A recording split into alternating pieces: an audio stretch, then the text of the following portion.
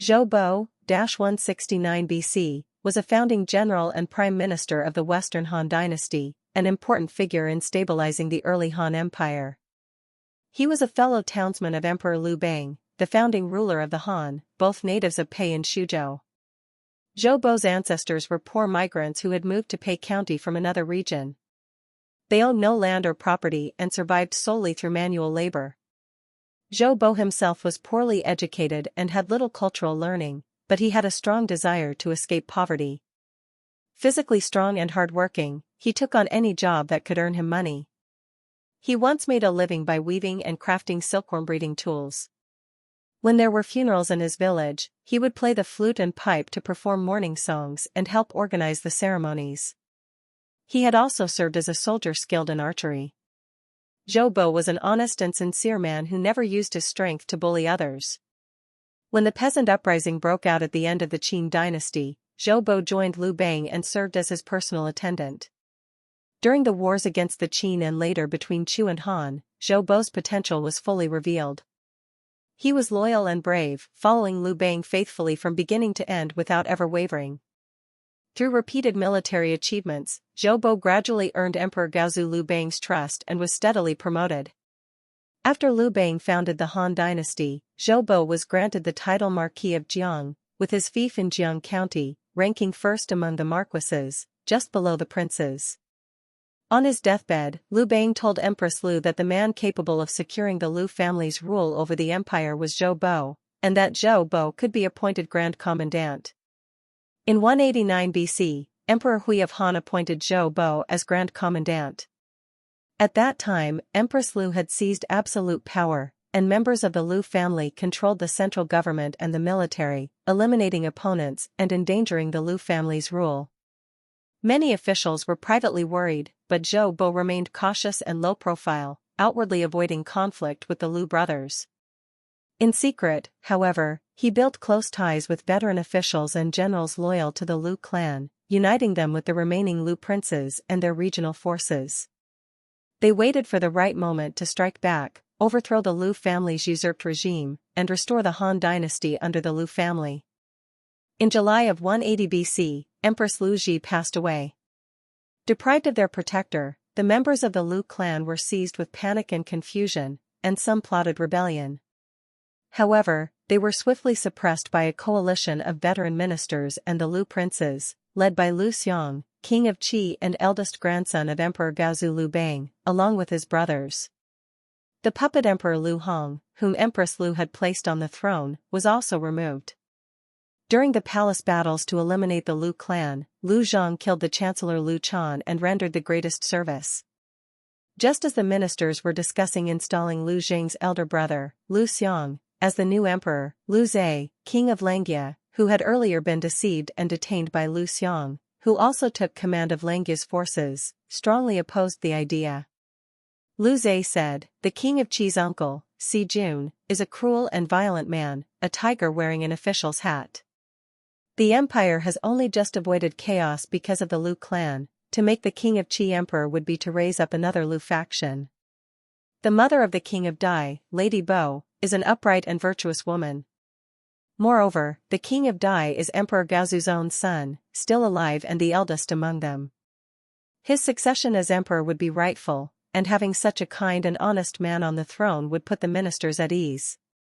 A cruel and violent ruler was precisely what the ministers did not wish to face. They all hoped the future emperor would be kind, gentle, and easy to work with. Prince Liu Heng of Dai was known for his filial piety, generosity, and benevolence, and he enjoyed a good reputation. His mother, Lady Bo, was well educated, cautious, virtuous, and content to stay out of political affairs. Therefore, Zhou Bo and the other ministers unanimously recommended Liu Heng of Dai, reasoning that he was the eldest surviving son of Emperor Gaozu Liu Bang, making his succession both legitimate and proper, and his virtuous reputation made him the ideal choice.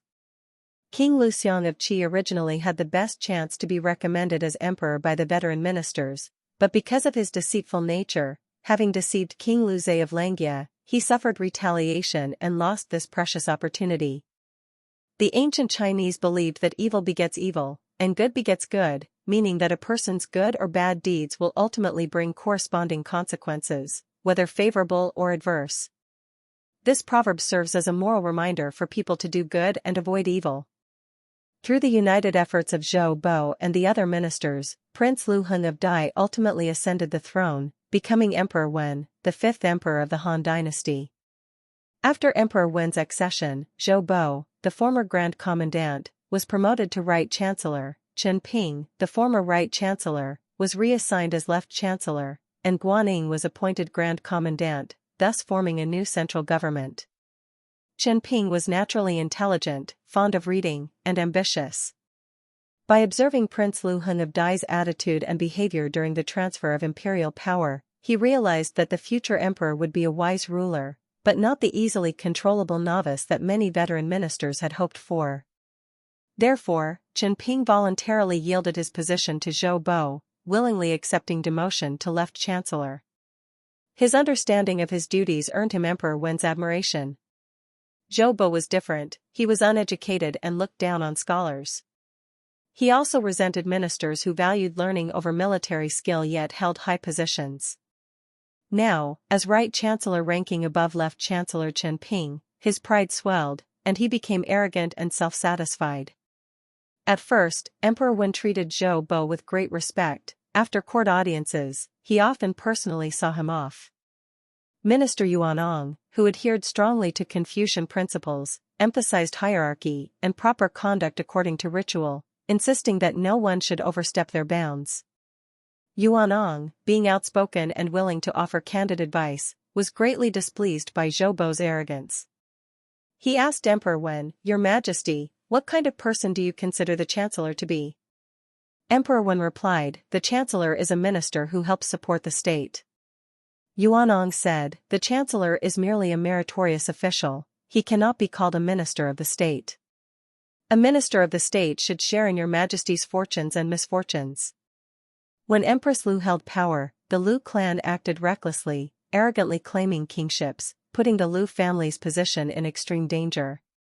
At that time, Zhou Bo, as Grand Commandant, held military power but was unable to act against the Liu clan. It was only after Empress Liu's death, when the ministers collectively moved against the Liu family, that Zhou Bo, wielding military authority, acted along with the momentum.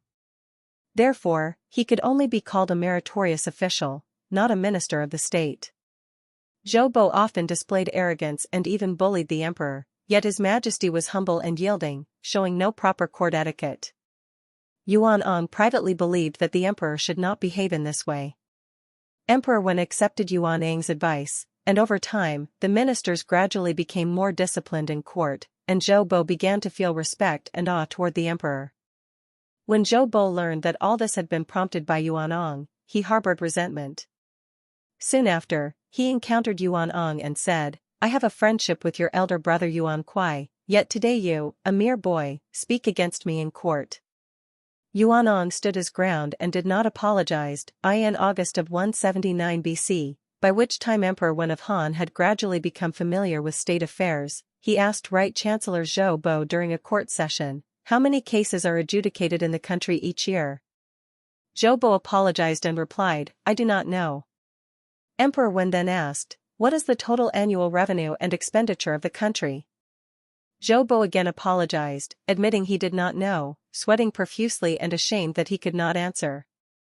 The emperor then turned to Left Chancellor Chen Ping. Chen Ping replied, "There are officials in charge of that." Emperor Wen asked, "Who are the officials in charge?" Chen Ping replied, "If your Majesty wishes to inquire about legal cases, you may ask the court minister. If you wish to know about the revenue and expenditure of money and grain, you may ask the Grand Administrator of Granaries."